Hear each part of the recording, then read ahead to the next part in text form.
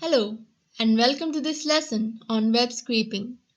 In this lesson, we will be learning the fundamental concepts about web scraping and its significance in the ETL process. Web scraping is one of the most commonly used methods of data extraction in data engineering.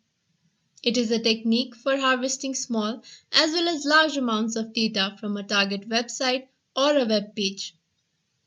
It is quite helpful when the content of a website is not downloadable or manually getting the data is tedious. It is quite similar to copy pasting the content of a website onto a file, but the whole process is automated using bots. An automated web scraping bot works in the three major steps.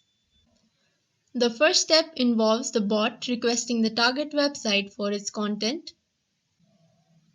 Upon a successful response, the bot receives the content from the target website in an HTML format.